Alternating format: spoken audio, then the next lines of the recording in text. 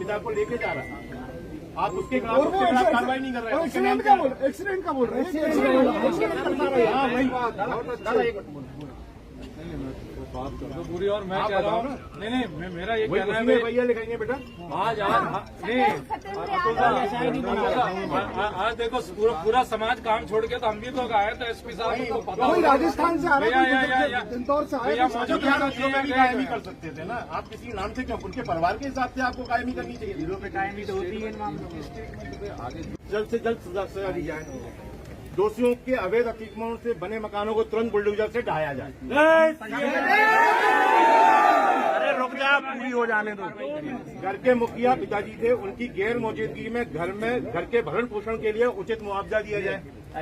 मुआवजे के लिए प्रावधान होगा तो मैं आगे प्रावधान तो बनाया जाता है, प्रावधान बना दिया, हम लोग यहाँ से बढ़ा देंगे। जी इस मामले में जिस किसी का भी संरक्षण है उन दोषियों पर रहा है उन पर कार्रवाई की जाए।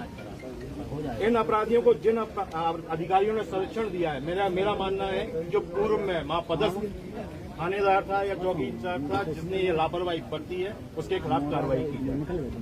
पीड़ित परिवार के भय का माहौल है, इसलिए परिवार के सदस्यों को सुरक्षा प्रदान की जाए। मामले की SIT टीम के द्वारा जांच कराई नहीं इसमें से अभी क्या क्या आपके हाथ में फास्ट ट्रैक का है, फास्ट ट्रैक तो वो लिख ले एक मिनट सुन लो ना, एविडेंस तीनों की गिरफ्तारी कर लो, नहीं तो जांच को प्रभावित करेंगे। समझ रहे हैं? मेरी बात सुनिए, मेरी बात एविडेंस आपको लाना पड़ेगा।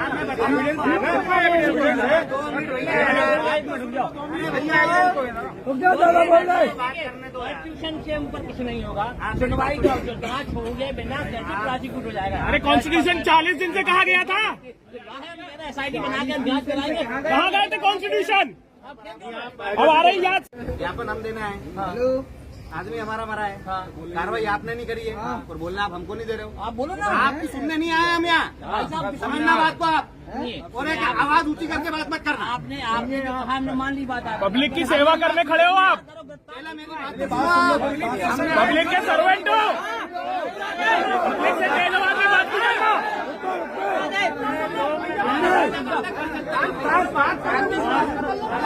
बात कर रहे ना दादा,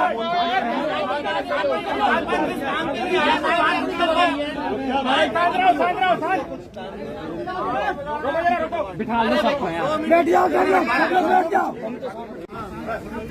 कोई नारे लगा रहा है, कोई आवाज दे रहा है, अपन बात करना है, वो बात तो करने नहीं दे रहे हो आप लोग।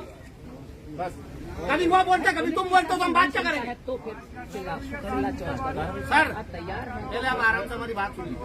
आप बोल रहे हो आप एविडेंस लाके दो। एविडेंस मैं ना तो TI हूँ, ना ये TI है ना पुलिस है। एविडेंस आप मेरी बात सुनिए, कलेक्ट करेंगे, बस हम आपको एविडेंस की आपको लिंक दे रहे हैं सीधी साइड। आप लिंक देंगे ना।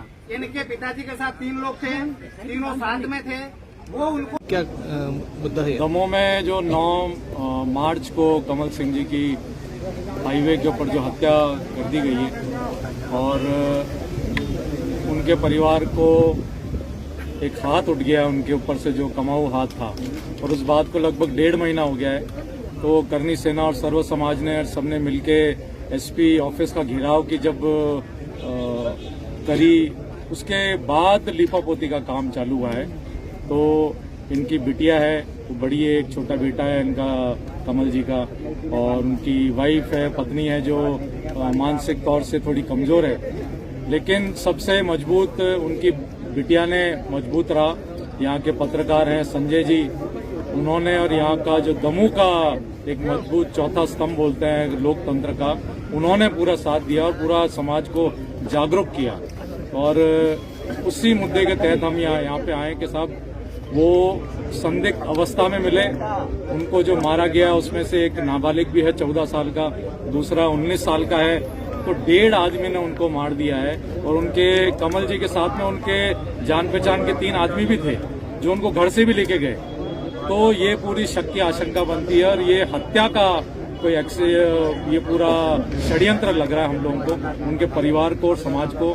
तो और इन्होंने अपने जूते घिस दिए, 1.5 महीने तक कोई सुनवाई नहीं आई। आज पुलिस की आंखें और कान खोलने के लिए आज लोकतंत्र में आज पूरे समाज को यहाँ रोड पे बैठना पड़ रहा है। हम लोग जयपुर से आए हैं, इंदौर से आए हैं, भोपाल से आए हैं, जीवन सिंह भाई आए हैं, इंदल सिंह भाई आए हैं, सारे, और पूरा दमोह आज जागा है। तो लोकतंत्र में ये जागना बहुत जरूरी है और इनको चेतावनी भी है कि साहब आंख खोलिए आप। और हमारे लिए जब आप तत्पर हैं, आप लोगों को एक सिपाही बनाया गया है, तो आप लोगों को पूरा निष्पक्ष इसमें जांच करनी चाहिए। एसआईटी की हमने मांग करी है, इनकी बिटिया की परिवार की सुरक्षा की हमने मांग करी है। तो जो भी इनमें लिप्त है, प्रशासन है, उनको निलंबित किया जाए। जो लोग इनमें हत्या में 3-4 जनों पे जिन पे शक है, एसआईटी की जांच पे कह रहे हैं अभी के घंटे भर में वो भी घटित होगी, तो इनको मुआवजा मिले। जो भी हमारी मांगे हैं, इनके परिवार की मांगे और समाज की मांगे, वो हमने रख दी गई है।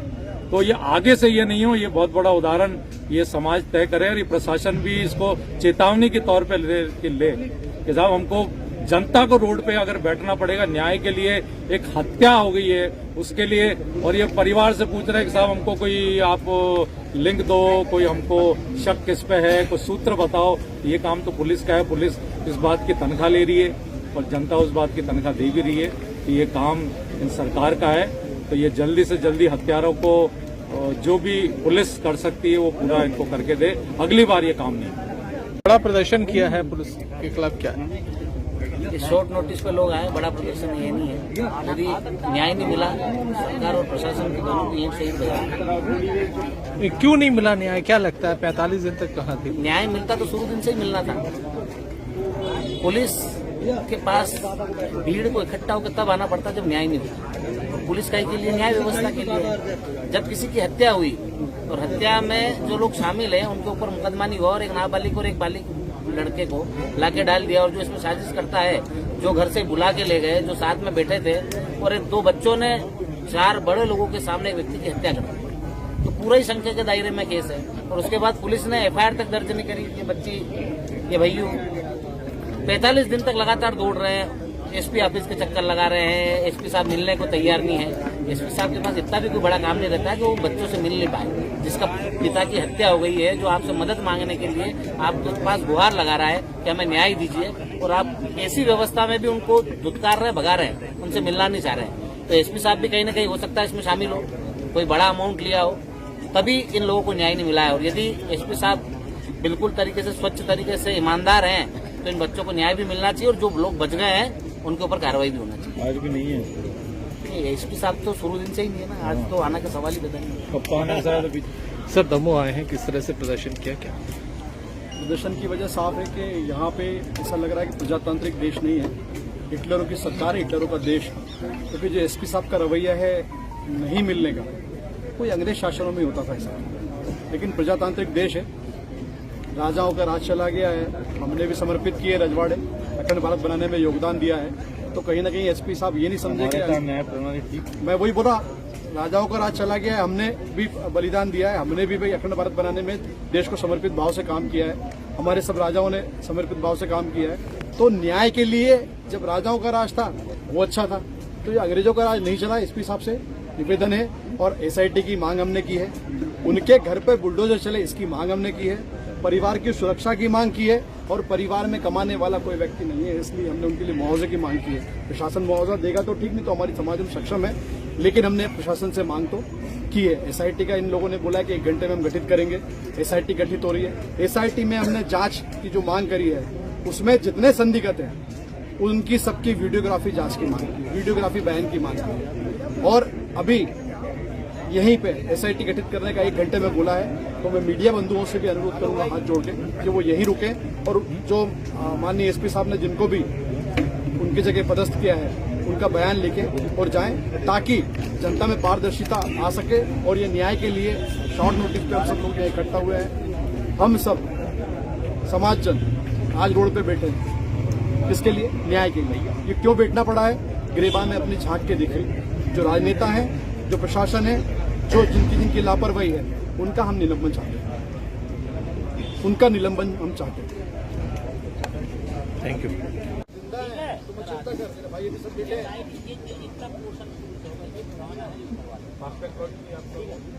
ये सब आप दे दो।